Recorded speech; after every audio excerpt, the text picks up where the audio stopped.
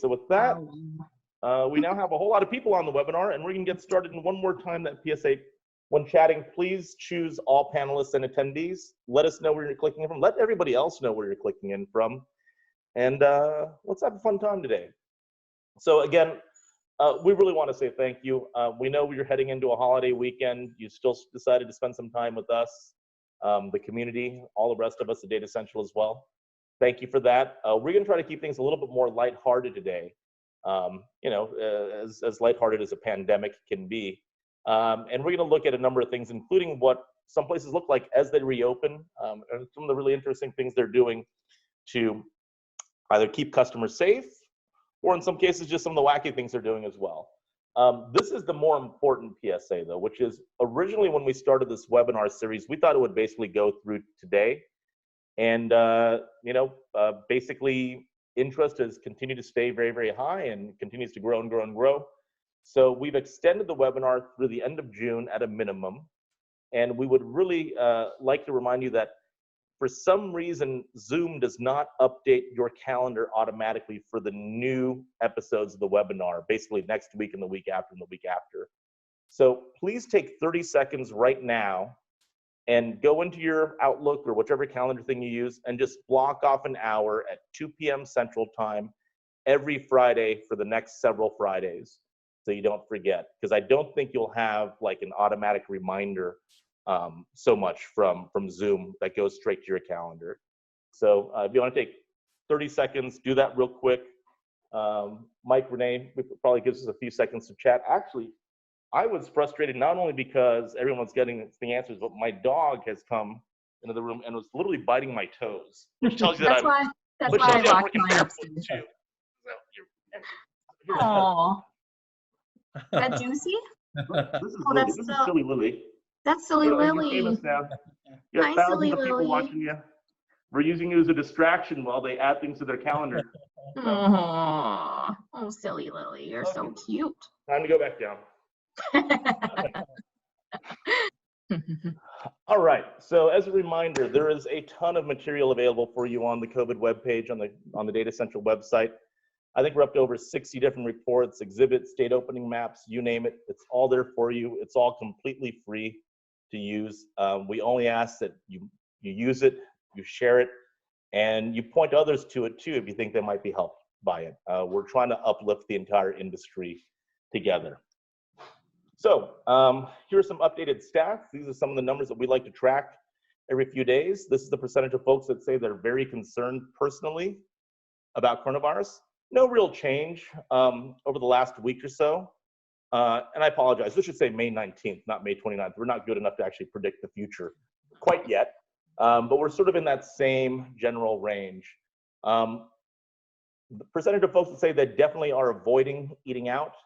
We've seen a continuous decline from the high of April 10th, and we're still sort of in that range. We're about 3 points higher than we were on May 14th, but that's within the margin of error. So I'd say we're still in that gentle declining range.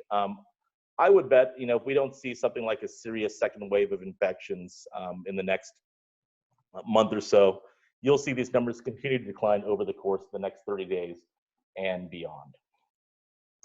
So one of the questions that we've also asked for a while now is, what concerns you most as a consumer? Is it the public health crisis or is it the economic crisis? Initially, the numbers were 63% public health, 37% economic, and you've seen the numbers are now starting to move a little bit closer. And as we predicted a while back, we're starting to get closer to a 50-50 split. I think we will get there in the not so distant future. And then the question becomes, do we start seeing a majority of people saying it's more of an economic crisis? The data and our gut instinct tends to suggest that will absolutely be the case, but we will see what happens in the periods ahead. So I wanted to start off today with a quick poll, and we'd asked consumers, which of the following do you feel is the safest way to get food from a place like a restaurant these days? Let's see what you think. So we're asking you what you think consumers consider to be the safest way to get food. Take a moment, you can read the different options, right? Is it order at the counter, take it to go, third-party delivery, straight delivery from restaurants, curbside, drive-through, order ahead, pick it up inside. Which of these do you think consumers believe is the safest way to get food? Renee, any opinions? I think the ones with the car, the drive-through or maybe the curbside pickup, I feel pretty safe with those. You feel pretty good about those? All Yeah. right, it looks like we're getting close to about 1,000 votes already, so thank you very much for that.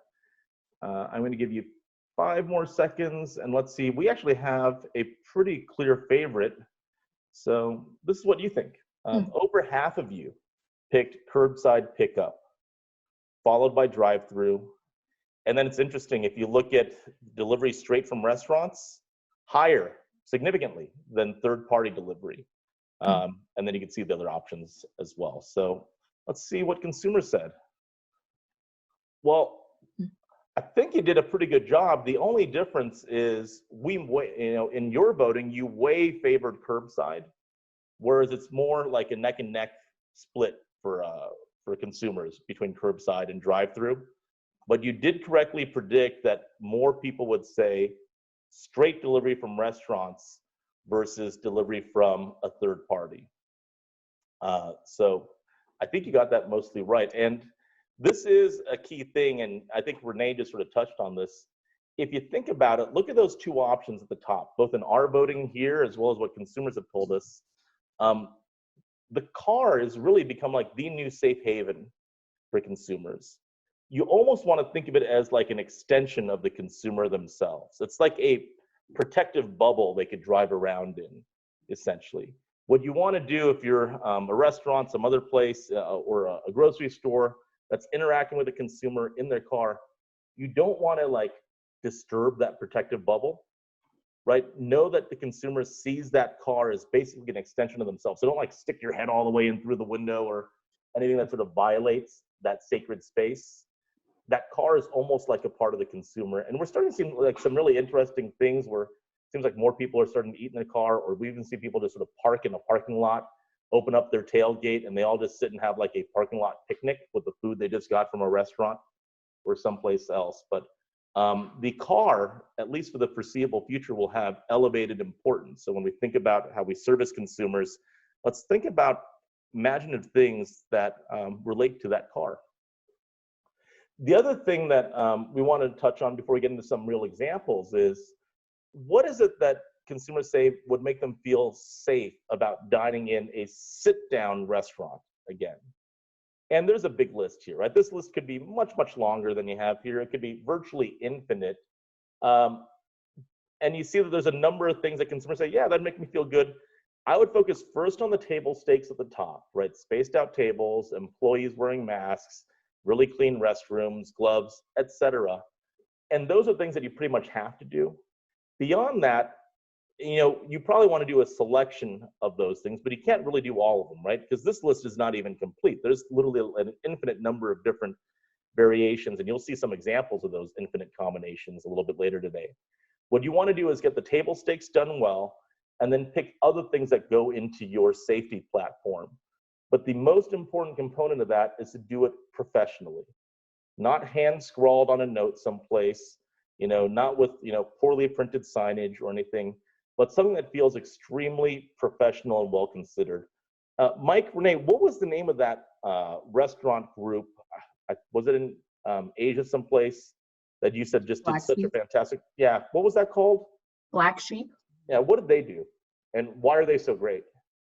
They posted online a 17-page PDF that outlined everything that they were going to do with safety procedures and masks and everything. So that was like one of the, biggest examples. And I would argue it's not even about any specific thing in those 17 pages. It's the fact that they've thought through 17 pages and have made it policy that makes you feel just generally better about being there. So this is something you just cannot do haphazardly. You want to make it as professional as you can.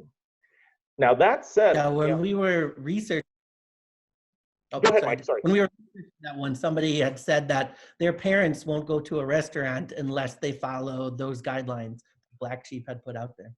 Yeah. Oh, wow. You know, there's an interesting opportunity that emerges from all this. Think about all the restaurants that have historically said, oh my, you know, we have lunch traffic, we have dinner traffic, we're not getting people, you know, in for those shoulder hours, and it's, you know, basically causing like a waste of our staff's time because they're still there and there's no customers to service. And for how many years the restaurant business has tried to bring in traffic in those off hours. Sometimes you're a little bit successful if you have a really great happy hour or something, but oftentimes being like 2 and 5, it's just very, very tough. This pandemic actually offers a pretty interesting opportunity to flatten the day part curve, because consumers largely say one thing we'll do even after shelter restrictions are lifted is try to avoid peak busy times at restaurants. They're willing to consider other times a day that are non-traditional to them. And because many of them are working from home now, they may not be on the same sort of time clock or, you know, just general clock that they are usually. They may not have to have lunch at exactly 12 p.m. anymore. So there is some interesting thing to be had here. If you're, let's say, a progressive restaurant or eatery or a cafe, to come up with something that attracts in customers during those off hours. They will have a natural inclination to give that a try in a way they haven't had historically. So I think this is one of the positive potential outcomes of all this. And maybe you can actually flatten that day part curve, smooth out your business across the day. But I don't think you should assume it's just going to happen naturally. You probably have to have special promotions, whether it's something with the menu or new types of items or even price promotions in the short run that would drive that type of behavior. And maybe it manifests into something long term. And this is something that can outlive, let's say, the impact on restaurants as far as the pandemic goes. This is a very good likelihood that more people will be working from home longer term than restaurant dining rooms will be closed for, right? Dining rooms are opening now. I think each one of us can see a real possibility that some of us may be working from home even close to the end of the year, you know, at the rate things are going. So I think there's a real opportunity here.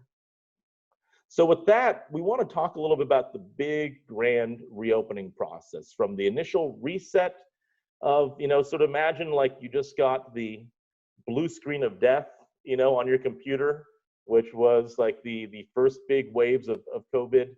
And then you hit the reset button, your computer sort of rebooted a little bit, and now all your files are starting to open again back up. And that's where we are today.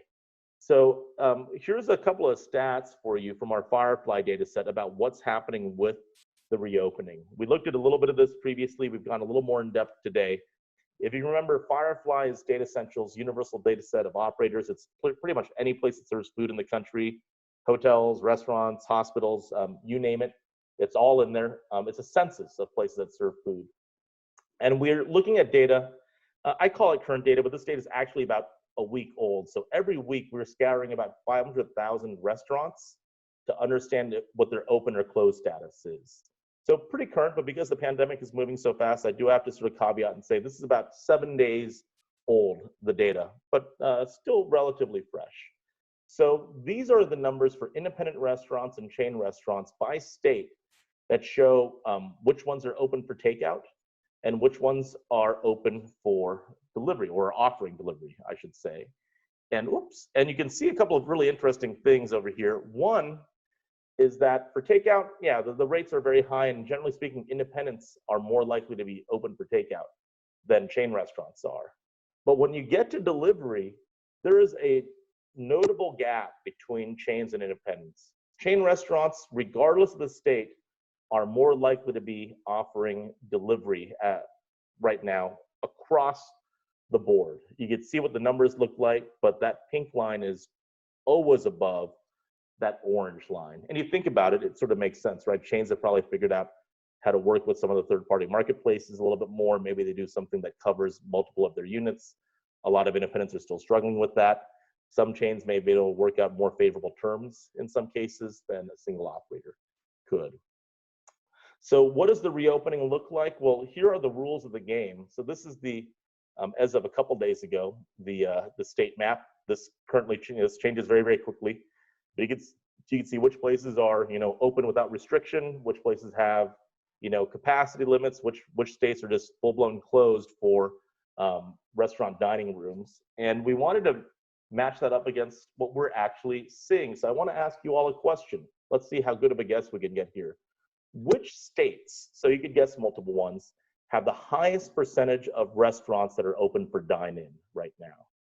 Who cares to venture a guess? So thinking across the country, which states do you think have the highest percentage of restaurants that have open dining rooms?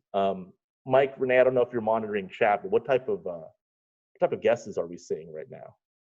A lot of Florida, a lot of Texas, Georgia. Yeah, those all seem to make sense, right? Yeah, So, lots of Florida. lots of Florida. So let's see. Here's the map. So again, we're getting data on a weekly basis now on what's open. And here's what that map looks like. This is the percentage of restaurant dining rooms by state that are confirmed open for dine-in currently. And the first thing you notice is, yes, a lot of this is just sort of rules driven. Some states, like there's nothing, nothing allowed to be open, so no restaurants have done it. But in other states, you see a little bit of variety, but yeah, you mostly got it, right? Texas, Florida's right there. Some other states are right in that ballpark as well. I'm here in Tennessee. We're right about at that same number too.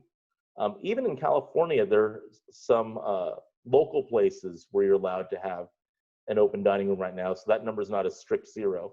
And we actually have this information at the location level. So again, this is what reopening looks like as it stands today. We'll continue to track this and we'll update this as we proceed week to week.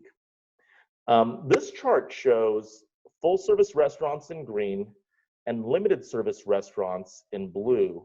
And this is the percentage of places that are open for dine-in by state. So if you're a limited service restaurant, you're already doing takeout, maybe you're doing delivery as well, but you already have probably considerable takeout business or drive-through business. You're not really in a big rush to like allow people to eat inside your restaurant. That's probably just, relative to the upside, that's probably too risky of a proposition for you.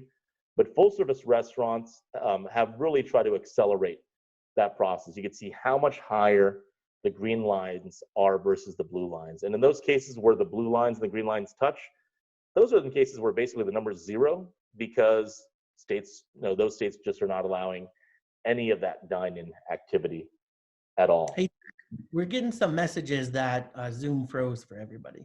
Oh. Yeah, we're still getting it. I think it might be case by case.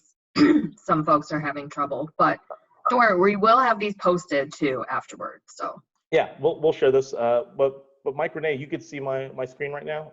Yeah, it looks okay. I'm gonna go back one screen and forward one screen in a matter of a second. Tell me if you see it flash, and then go forward again. Yep. Huh. Yeah, okay. I think it's back for a lot of people. Okay, Yeah, maybe the internet broke. You never know. So. So let's take a look at the share of units of places that are open for dine-in.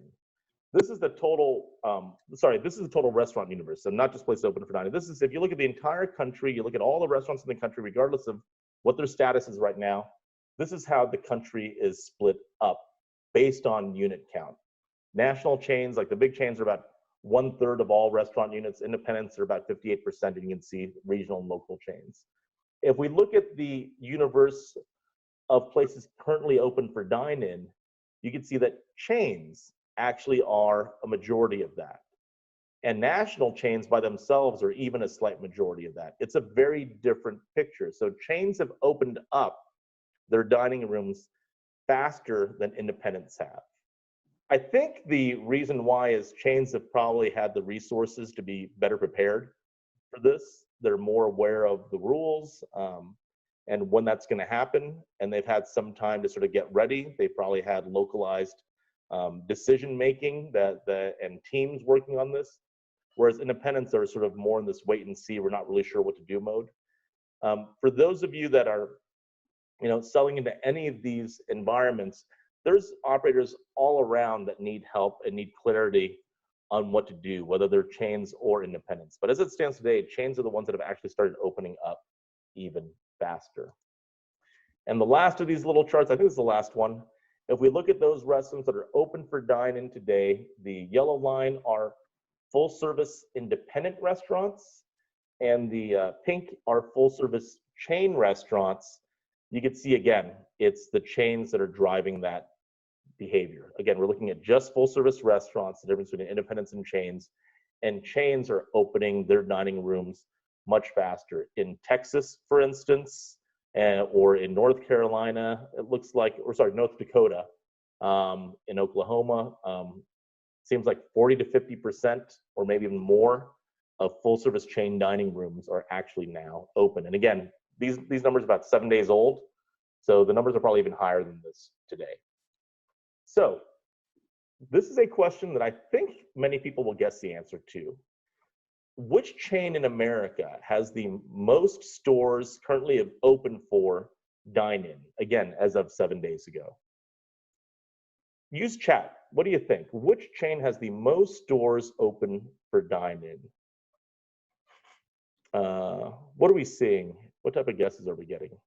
A lot of McDonald's, a lot of Starbucks, Waffle House, Subway, Chick-fil-A. Yeah, and remember, this is as of last week. So if you had a chain that just opened their entire system, 2 days ago, it won't be in these numbers yet, but it will be in next week's numbers. So we have to travel back in time about a week. So let's take a look. So here's a chart. On one axis, it has the number of stores open for dine-in from left to right, going along the bottom. And then on the y-axis, going up, we have the percentage of their stores that are open for dine-in. And we plotted just a couple of sort of select examples, actually a few select examples over here. And the clear, far out ahead of the pack here is Waffle House, more so than any others. Now it is interesting, right? When you get into like those regional chains, Bill Miller's Barbecue, Saltgrass Steakhouse, they have, a very high percentage of their stores with open dining rooms. Other chains, depending on the areas they're in, very few of those dining rooms are open. But Waffle House is really the outlier here that's gotten far ahead of the pack, at least currently, in terms of getting things opened up. So with that, we want to show you what that reopening looks like across the US as well as in other parts of the world. That's what Mike and Renee are really here for today. They are constantly scouring this, writing up what they're seeing around the reopening, around trends in general. And maybe you want to start this off with this one. I don't know, Mike, Renee, you want to tell us about this ice cream shop? Yeah, sure. And one thing I would say is, this is not comprehensive at all. I mean, just in the past day, it's probably a bunch of new ideas out there. So people can share in the chat what they're seeing too. We actually do read every single chat transcript when it's over and pull some of those ideas for the future.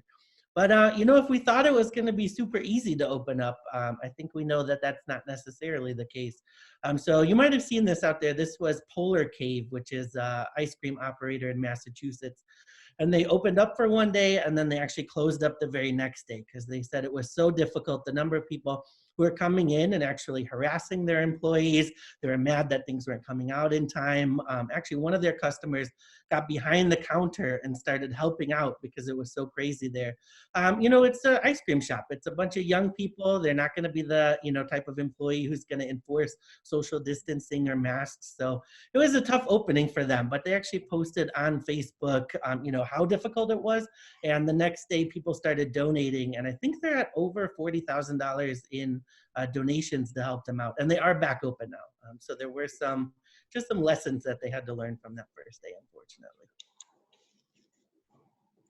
Yeah, and this was all over the news as well. This is CNC Coffee and Kitchen in Colorado, and so they actually opened up on Mother's Day, even though they weren't supposed to. Colorado wasn't open yet, and so they had, as you can see, a full house of people. But then they had their license revoked for 30 days at least. So. Yeah, and it's really sort of interesting. I'm here down again in Tennessee, and we've had things open for a while. I actually took this picture myself yesterday. It's in Brentwood, Tennessee. It's a new burger place that opened up and literally just not just reopened, it just opened for the first time. It's a brand new store. And you can sort of see in the picture, the employees actually off to the side are wearing masks and gloves. But you're not really seeing a whole heck of a lot of that with the customers in there, right? Like you're not seeing the stray mask on the table as they eat. It's just not there. And I can tell you, again, this is sort of anecdotal, but in the first week as things reopened here, you saw a lot of people out going into restaurants with masks and gloves. I've seen sort of just personally a fairly steady decline in that, and just being in the, doing the work that we do, I make it a point to ask, every restaurant I go to, even if I'm not eating there, I just go in and I talk to them about this stuff. And they pretty much tell me the same thing, that like the customer mask usage and stuff has declined rather quickly. Now, whether Tennessee is a barometer for what might happen in other parts of the country, who knows? Maybe, maybe not. But you definitely have seen an evolution in just the last couple of weeks. And this is another picture I took locally. There's a really awesome Mexican place that does essentially like charcoal chicken, and they give you like the chicken, like a whole chicken and tortillas and like beans and rice and the whole thing. And you can see all the smoke coming. It's fantastic. The guy on the left actually has to wear like a mask because of the smoke coming from this thing, and not because of the virus. But here's the line to get your food essentially. I was in there and it actually freaked me out even for a moment, because I could feel like people not just in front of me and back of me, but like to the left of you, immediately to the right of you, within inches. You could almost feel like someone's breath on you. And I thought it was interesting. I was standing outside waiting for my chicken order. And then when it's ready, it would be very easy for the person at the door here to just walk inside, grab the chicken and bring it out to you. But instead it's like, nope, your chicken's ready. Please go to the counter and grab it. And it seemed like really at that point, not a lot of people cared, that was just sort of what they were used to anyways. It freaked me out a little bit though, I gotta say. So, and that gets us to one of the earlier points we've talked about in a previous session, which is people are actually more concerned, less concerned about the staff in a restaurant and more concerned about the other people in the restaurant. And a whopping 72% of consumers don't trust others to act responsibly. We were chatting with Mike and Renee earlier, and they'd suggested that some sort of a critical mass that probably happens. Like if you go to a place and a lot of people wearing masks and gloves and being really responsible, then that probably like gets you to do it too. If once you get beyond a certain threshold though, and you drop beneath that threshold, all of a sudden it's like, okay, I probably won't do it. Then that social proof thing starts to happen. Then other people's like, okay, I probably won't do it either. I got a haircut early in the week, and when I went to the place, they take your temperature, and they said over the like a 4-day period or however long they've been, they've been open for that week, they've taken 440 people's temperatures, right? And if you take your temperature and you're above 100.4 was the threshold they set. If you're above 100.4 Fahrenheit, they wouldn't, service you. You couldn't be in there. Anyone care to guess how many people's temperatures they took that registered above 100.4? I probably have just biased that question by the way I asked it. Yeah, everyone's got it. Yeah, the answer is quite literally 0. And that's actually sort of surprising, because I figure like if you just took 400 random people from the population, like it's in normal times, you'd have at least a couple of people above that. And they said when we first started, every customer came in with a mask. And then, not even just day by day, more people started looking around and seeing that other people didn't have them. And they realized that people just brought masks with them just in case that was the expectation, but no one actually wanted to wear them. And essentially there was no one wearing a mask in there except for the workers. The workers were all wearing masks. So it's an interesting thing to see happen in such quick time. But Mike, I think we see things happening on the other side that are much more, let's say, professionally orchestrated with specific rules. Yeah, I mean, just in the past week alone, the number of emails I've gotten, I know I've seen Burger King's commercials, Hilton's commercials about what they're doing. Mm-hmm. But, when we started to go into those shelter-in-place orders, we saw those emails coming into our inboxes saying what operators were doing to keep us safe. And now we're seeing that again as they start to open up again. But I think what's interesting is the number of operators who kind of use what's, already in their operation, and that makes sense, to keep their consumers safe. So this was Blaze Pizza, and the very first thing in this email was that we cook in a really hot oven, and that, that essentially kills the virus. And so, it's a little bit safer if you come to Blaze Pizza maybe versus someplace else. And I know we've actually done that research too, Jack. We have, yeah. We saw that very early on in the days of the pandemic, that people think that heat kills the virus and hot food is safer than cold food. Yeah, and a lot of places now are they must have seen it because they put it everywhere now. Like you said, Burger King or Domino's, I think, says that too. Yeah, so I'm actually not from like the Portland area, and I've not spent too much time there, so I'm not really familiar with this particular pizza chain, Izzy's. But I think this is from our Firefly Chains service. But I think you found some interesting things with this Izzy's restaurant that we'd love to hear about. Yeah, so the next couple slides are about apps that various operators have developed. And Izzy's, it's a 10 location chain throughout the Pacific Northwest, and they are a pizza buffet chain. So they pretty much knew that they were going to have to adapt. And so the way they did it is they not only developed an app where you can order from the app, but you can actually build your plate on the app itself. So you can put one slice of pizza on this side of the plate, you can put a side dish on this side of the plate. Then somebody that works for Izzy's will actually prepare that plate from that diagram that you built out on your phone, and then bring it to your table for you. So it's kind of like actually a virtual buffet. So does that actually exist right now, or are they building it? They launched it already, or it's about to launch, I think. That's pretty cool. So you sit in your booth or whatever, and then you fire up your phone and you start dragging like food onto your virtual plate. Exactly. Yep. I wonder how many people complain that it's not exactly, their virtual plate. Like, I wanted 10 slices, not just one, like literally 10 slices. That would be me. That is so interesting. How about this? Yeah, and this is another app. So this is an operator called High Rockies Whiskey and Wine. And they developed an app called the Spot app. And so they actually sell it to local operators around them. And it allows you to reserve a single spot in a restaurant. So you can actually reserve that seat at the bar or in the restaurant itself. The idea is, everybody's afraid to go out because they think that, either restaurants are too full, the images that you were showing, Jack, or that they think that, all the tables are shut off, so it's going to take a long time to get in there. So this way you can actually monitor the restaurant and then see when a table opens up, and you can reserve that seat right there. And then the idea is even after COVID is over, you can sell those seats. So I know they said last year during the Super Bowl, they sold $1,000 in seats if you wanted to reserve one in their bar. So they're going to use the app to do that in the future. Oh, they already had it, basically. Yeah. Very cool. Here's an interesting one. Yeah, QR codes, we kind of saw them come and go, and it seemed like they were maybe a little dead in the water. But now it's kind of the perfect opportunity for them. So if you don't want to have those menus that everybody's touching in your restaurant, you put a QR code on the table. So this is an operator called Newhall Refinery from Santa Clarita, California.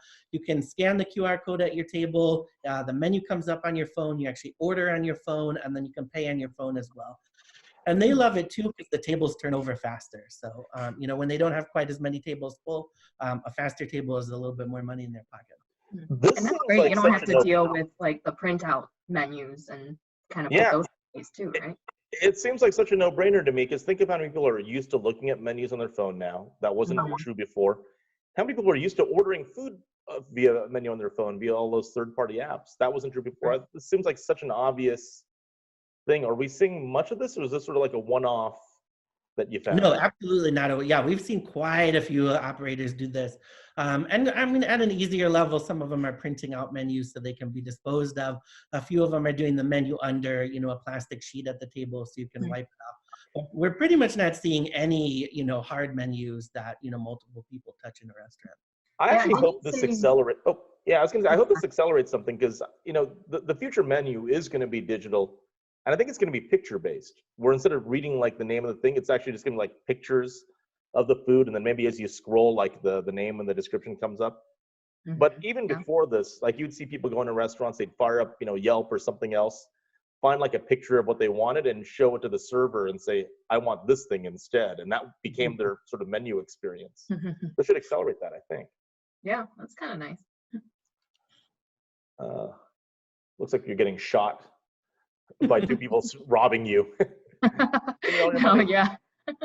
This is actually the Select in Atlanta, and so you can see there that they have a lot of places now have these. They do kind of look like temperature guns almost, but taking people's temperatures. And then also this place, they divided up their back of house so that There's the separate people who bring your food to the table and then people who clear it away. And then also they have brightly colored different gloves. So people who, when they come to clear away your table, they have to change into these different gloves. So, you know, I imagine if you see somebody with like a very brightly colored glove, it's kind of just signaling like, okay, they've changed into new gloves. This place is safer. This is Primo's in Texas, and they have also this, instead of the hostess stand, you know, that normally has like the menus and stuff, they also have that other temperature thing right there, the temperature gun, as I'll call it now, and sanitizer as well. So just making it very clear and obvious to people right when they walk in, they're seeing these safety precautions. Yeah, there's a great little breakfast and lunch. It's actually not even that little. There's a great breakfast and brunch spot not far from me here in Brentwood, Tennessee, called the Puffy Muffin, and they not only have this almost exact same setup, but they have a whole table laid out of supplies they're able to get for their restaurant that people are not able to get for their home. So they're selling, you know, sanitizer, they're selling face masks. I think it's a little expensive. So what do you think a 4-pack or a 5-pack of face masks should cost? Oh gosh, I saw somebody order, I saw somebody buy some the other day, and I think it was like $13 or something like that. Yeah, I think it's like $20 or something, which is a little bit high, but if you need it, you need it. Yeah, I bought some hand sanitizers like this big for $5, and I did not like it, but just had to do it. This is the Twisted Citrus in Ohio, and so this lady has got these vinyl shower curtains. So, you know, we talk a lot about partitions, and these are kind of easy to put up. They're easy to wipe down the plastic, and something that's not so permanent. Whereas I think the next slide shows, Mike, a place that has more like permanent barriers. I actually think this looks sort of nice. I mean, I know it's like weird, just like you're sitting with a shower curtain next to you. Shower, I actually think it gives you sort of like conversational privacy from like the people the next table over as well. I actually think it's sort of cool. I mean, would you feel safe though? Like, do you feel like there's like, you know, little specks of virus that gets, you know, sprayed onto the curtain as people are there? Yeah, I guess if they wipe it down and, you know, showcasing that, hey, we're wiping these down in between visits and stuff. It feels like it'd be hard to wipe down because it's not like stretched tight. Like you wipe it and just like pushing the curtain further out. But yeah, maybe they have to bring out like shower wands or something. And yeah, this is, you know, an example of a more permanent option. So, you know, we're seeing some operators that are kind of going all in and spending a ton of money. And then we're seeing others that, you know, are thinking this is going to be a little bit more temporary, like the shower curtains, and you can remove those. But this is Pico's restaurant. And so they say that these partitions at their bar are actually going to be permanent. The idea is really more for their staff. You know, they're really worried about their staff that are there. But obviously there is a safety factor for the consumer as well. The nice thing about these is that they can move. So if you have a party of 2 that comes in, you just move the partition down and you have a little area for 2. And they said that it's actually been pretty well received. Everybody's just so excited to get out to the bars. People are taking pictures of them when they walk in. So. And wasn't that the place that had a cool buffet too for Mother's Day? They did, yeah. So they had a Mother's Day buffet, and although not really a buffet, where they kind of used the same plexiglass and they prepared your plate behind the plexiglass and then they passed it to you at the end, which is pretty common at all the buffets now. See, I would feel self-conscious though. Which is, when you think restaurant environments will go back to normal, meaning there won't be plexiglass, there won't be, you know, tables super far apart or anything. It's sort of back to pre-pandemic. And will we get there before October 1st? What do you guys think? Do you think restaurants will look like they did before October 1st, or do you think it's going to take longer than that? Or do you think it'll never happen? Well, like you, I mean, some things I think are going to be permanent. Maybe QR codes will be permanent. You know, if we see spikes or we see, you know, bounce backs, some stuff will come back. But in general, I think they'll look, you know, pretty pre-COVID by October 1st. You think so? I think so too. It looks like we have a whole lot of votes already. So mostly no was the that's what I would kind of say. And I could see that.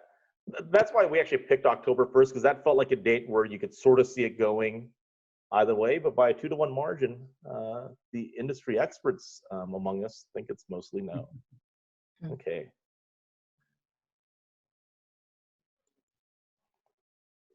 What's this place? Yeah, this is Cultivar in Houston, and so they've actually moved all their tables outside. And then they've also replaced, there's no salt and pepper shakers anymore. I know we talked about condiments before. They have, instead of white tablecloths, they have that like butcher paper. So that's a lot easier to just to change out for everyone. And then also those vacuum sealed silverware as well. It's actually kind of surprising to see plates on the table. A lot of operators are not even keeping the plates on the table right now. Yeah, and speaking of outdoor space, so this is a lot of places are using now their patios and sidewalks and all of that, and that's even spreading to things like parks. So this is a park in Brooklyn that has these social distancing circles. So I think this is something that might carry on afterwards. People might still be pretty wary of personal space. So like how Godzilla plays Twister or something. I know that is what it kind of looks like. I wish we would do those in Chicago. And that, I mean, if you've been watching for the past, so this picture is pre-COVID, but it just kind of shows you, I think this is going to be our al fresco summer across the country. I mean, you just hear so many cities saying, we're going to move stuff outdoors. We're going to allow operators to take over the streets. A couple cities now are opening up their container laws so you can walk around with an open container. I know we've heard of a few who are actually going to open the parks for pop-up restaurants. So some of the chefs can come in and do a pop-up restaurant. But to be clear, this particular picture is not, this is pre-COVID, this picture. This is just an inspiration for what things may look like. Yeah. And if anything, people seem pretty excited about it. We keep hearing things like, oh, it feels European. This is what you were talking about, Jack. People feel, that being in their car is a lot safer. So we've seen in, cities across the country, the number of operators who are doing drive-in movie theaters in their parking lots or concerts in their parking lots. A few of them are turning into, drive-through restaurants where they, bring the food out to your car and then you eat it in your car right there. The one on the left there is an operator in Astoria, Queens, New York, and they put their tickets for their drive-in parking lot theater online and it sells out in like a few minutes, 5-10 minutes, all the tickets are sold. And then that's actually a menu on the right side there it's a movie theater in Atlanta, and they are doing movies now in the parking lot, and all of the operators nearby have turned into the concession stands for them. You can that's a special menu just for the drive-in. That sounds like pretty good movie food. Yeah, that sounds awesome. Really good movie food. Yeah, and that's great to kind of help out the restaurants around them too. Yeah. And I know the operators were saying it's, they're trying to figure out what they should, offer now. A few of them are like, we're ordering popcorn now because we have to order, popcorn for consumers. This is a fun one. I think a few people have seen this, and I know a few states are doing this with their state fairs, but this was actually a carnival operator that decided that they would do a taste of the fair to go. And so they said it's the 4 or 5 main food groups that you get from a carnival: pizza, cotton candy, donut burgers, funnel cakes, and fried Oreos. And you drive through, you pick those up. It's been so popular that they're now 7 days a week. They have a line of cars waiting to get in, and people are on their Facebook page asking them to make it permanent. So now I can get a giant turkey leg whenever I want? Yeah. That is You can awesome. eat it in your car. I mean, that is pretty cool. I mean, why not? Drive through. That seems like a hard thing to eat in your car. Like, I don't know if you put like sauce or something on there. Well, usually you're walking around, I feel, at the fair, so that's even I would hard. feel very paleo walking around with my giant turkey leg in hand. A Viking. We're going to see a lot of this stuff too, maybe become permanent, People love some of these ideas. And at a time when people can't travel, anything that's kind of fun and interesting and get them out of their house is exciting to them. Yeah. Mm-hmm. And then back of house. So this is Marco's Pizza. They started using these face shields. We saw the face shields being used in, hospitals and the healthcare sector. But now back of house, a lot of operators are trying to figure out if they're going to do the temporary face masks or they're going to go to something like this. This is the Z Shield Flex face mask. So it's actually designed for restaurant operators. It's worn around the neck. So because if you have it on the top of your head, it gets really hot back of house. And it actually flips up and down really easily. So if you have to take phone calls or whatever. Some more examples. This is just from a restaurant in, is it Germany or someplace, or what was this one from? Yeah, this is Italy actually, Italy. And so they have these inflatable face shields, and it's made for drinking. So it's kind of a fun little goofy type thing, but it's also still offering a little bit of protection. This is Fat Ox in Scottsdale, Arizona. And one of the places we were talking about, would we see branded face masks? Well, this restaurant has it, and it kind of goes with their ensemble too. So it kind of doesn't look like it's, too surgical or anything like that. Goes with their outfit. So. Yeah, I think it looks cool. I mean, the guy on the left is smiling. The chef is definitely not smiling. No. He has that look of like, if you don't like my food, I don't care. This is the way Yeah, it's they look done. very I don't know, intimidating, which is, I know one of the restaurants we covered too was they were training their staff to actually talk with like a friendlier voice and tone, just because you can't see, if people are angry at you or not. Hi, So. what would you like to have today? I mean, Right. You got to go like a little over the top, and I think shouting a little too. But they went like full Hannibal Lecter over here, which is sort of an interesting vibe. Yeah. Actually, on that note, Disney. So these are some of the face masks that they actually offer in the parks and online right now. But they're concerned about that. People coming into a park known as the happiest place on earth, and everybody's behind a mask. So they actually have some of the cast members who work in the hotels in the children's areas coming into the parks to explain their safety practices. If you're a cast member, you get 3 masks. The union actually mandated that. You can see they opened their Disney Springs, which is kind of their outdoor retail area, last week. And so you can see just some of the performers they're wearing it. If you want to see, an operation that's doing a really good job and that people are following the rules, I would suggest people look at some of the Disney Springs videos on YouTube. Yeah. Very cool. I like that. Yeah, and this, I think a lot of people were asking about food trucks too. So already, it's outdoors, so there's not a whole lot of like contamination or things to deal with. But this place in Virginia has a really fun little slide. So when you order and you get your donuts, they just kind of throw it in the chute and you get it out. So kind of a little fun thing. This is a Starbucks in San Francisco, and their plans for reopening. So they have those one-way traffic lanes that I think a lot of grocery stores now have. They don't have the condiment bars anymore. There's no seating. So some of these things that are going to start happening when these places start opening up. And then this is Las Vegas, which, started opening up a little bit. It's going to be, I think, a little bit more difficult in that city. But this is Wolfgang Puck's Players Locker. And the interesting thing about them is, number one, they don't come to your table multiple times to clear it. They only come at the end. I know we've heard of a couple operators who aren't doing doggy bags anymore because they don't want food coming back and forth. Just another way to cut down on touch points. And their manager said that, they weren't sure if people were going to want comfort foods or kind of the upscale stuff. He said, absolutely. Everybody coming in, one of the things that they weren't making at home. So they were ordering things like ceviche and steamed fish and things like that. Absolutely. And that's what we said. It's short-term shift to comfort. We're going back to trends very, very quickly, I think. Right. This is just an example of, operators kind of working together and looking for opportunities, but Imperfect Foods does those imperfect produce boxes. But they actually looked at, segments in the industry that had excess food right now, and they bought it up and they started offering it in boxes. So they bought a bunch of these snack packs from JetBlue. They offered it in the box for $3. I think they cost about $9 on a JetBlue flight. There was a hotel operator that had a bunch of pineapples. Usually pineapples are too expensive for imperfect produce, but they were able to offer pineapples. So we're going to start rapid firing, guys, because we're going to. Sure, yeah. I mean, this is just kind of a fun thing. This is a copper jacket that has 7 miles of copper in it because the COVID virus can't live on copper. But we have heard some back of house operators. Oh, there's 7 miles of copper inside this jacket? 7 miles of copper wiring all through it. Yeah. Wow. That's crazy. That's got to be costly. This is super weird. This is a concept for clubs, but it's basically a whole outfit you wear. But you can go up to the bar and they'll plug in a drink capsule for you, so you can actually get a cocktail at the bar. I'm all in. This is awesome. Yeah. Foodscape. And let's take a look around the world while we're at it as well. Just a little more down the road. Yeah. So these are just little PVC partitions at a shabu shabu place in Bangkok.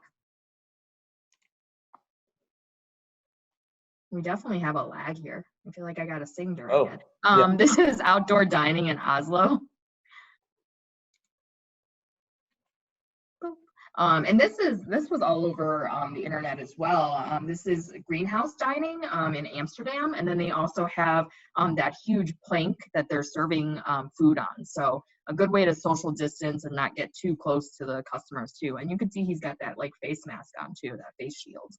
I would personally love this. This is cool. It's I think theatrical and it kind of goes with the theme. So yeah, very intimate. That's great. This is wild.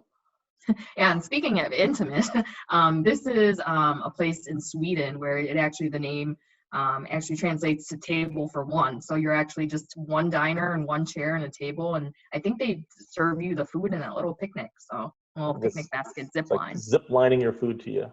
Yeah. So I thought we'd wrap up with some of the wackier things that we're seeing as we head into the weekend. So, and these are all real. So let's look at some of the wacky stuff.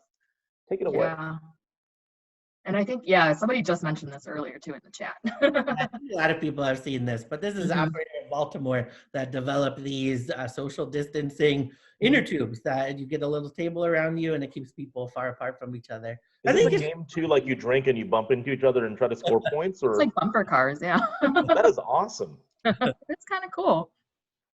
This is in Germany. I think this went all around the interwebs too. You've got those pool noodle hats. So the owner said it was kind of a gimmick. This is in Germany, but it also kind of puts a smile on people's faces. You know, it's, you know, they're trying to get people to be safe social distances, but also still kind of put a smile on people's faces. This is in Australia, so there's a lot of places that are doing these cardboard cutouts of people at the tables, but this was also cool because they said they were planning to play human chatter, like guest chatter on the speakerphones too, instead of music, just to lighten things up, and also so that you don't feel like too lonely when you're in a half capacity or less restaurant. So can you do it with celebrities, or do you have to pay for the likeness? Like, could you be dining with, you know, Jennifer Aniston in the next table? Or that would be cool. Maybe you could request. You could request your little dinner.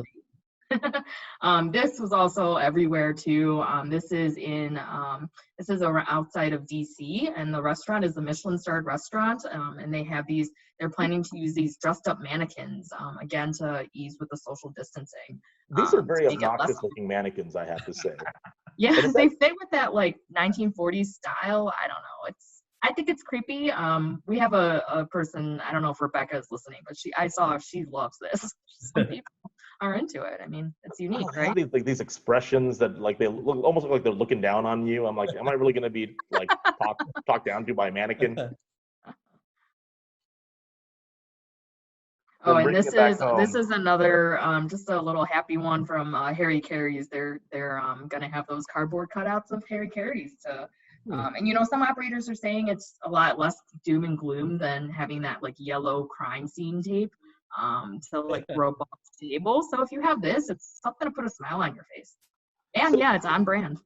So do you think this is all utterly ridiculous, or is this a viable thing? I mean, this actually sort of makes sense, right? Yeah. No, I think it's absolutely viable. The number of people who are saying just in the chat right now that they want to go to these places and take pictures with them. Yeah, people are taking pictures, putting it on social media. I mean, yeah, that is fantastic. So we are at the end, and as we speed into the long weekend, we wanted to again say seriously, thanks for spending time with us today, the last several weeks. Hopefully you'll keep coming back in the weeks ahead. Please add it to your calendar manually. It's the same Zoom link every week as the ones we've had before. And we have great new content starting next week. So we had a community of about 200 different companies come together and co-author research with us. Operators, manufacturers, servicing the topics that really matter to them. We call it the One Table community. And that research has now been done. And we will start sharing some of those results of that research next week and for a few weeks after. And it covers a ton of different topics about how we all go out there and kick some butt as the economy starts to reopen. So please join us next week, same time, 2 p.m. Remember, you have a ton of resources available to you on the Datassential Coronavirus webpage. Use it, share it. Let's all sort of uplift each other. And again, come join us next week. The topic is all fired up, strategies to capture all that pent-up demand that we've been seeing. It's going to be a more data-intensive session, so invite your colleagues, anyone that likes numbers and facts. We'll really appreciate next week. And if you want to reach out to us and you haven't been working with Datassential already, just email us at hello@Datassential. But seriously, thank you. I hope you all have a fantastic long weekend. You certainly deserved it. Hopefully we all find some ways to just enjoy ourselves over the next few days. It's long overdue. Thanks everybody. And Renee, Mike, if you want to stay on for just a minute as we wind down here. Thank you both. No, as yeah. well You're welcome. finding Thanks all for these having amazing us back. examples. It's Yeah, fun I to mean, the see stuff what you people find is really, so I mean, I've seen like some of the stuff, right, just, you know, on the news, but some of the other examples are just wild. Like, how do you even find that weird nightclub outfit like That's that? all You know? Mike. I have no idea where you find that stuff. What weird websites do you go to? I'm like, If you look at some of the design websites, they have a lot of weird stuff. Like Dazine. If you ever look at Dazine, he do all kinds of really weird, kooky stuff. That's So- where you look. and that was just a concept, right? No one's Yeah. actually built that suit or anything yet. Yeah, I don't think so. Yeah. But I think you said, and I agree with this, I could actually see like some club kids like wear that anyways. Right? Oh, It just yeah. seems like, Yeah. And I think if we do see, you know, a bounce back or anything, yeah, like you said, nobody's going to want to go back into their houses. So I think, you know, we'll see more stuff like that than we will see stay in the home places again. Yeah, that's true. That's true. yep. And with that, I am gonna get ready to close this out. Awesome. Thanks, Jack. Thanks, guys. Yeah, thanks, guys. Have a good See y'all soon, everyone. Have a good Okay. weekend. See everyone. night.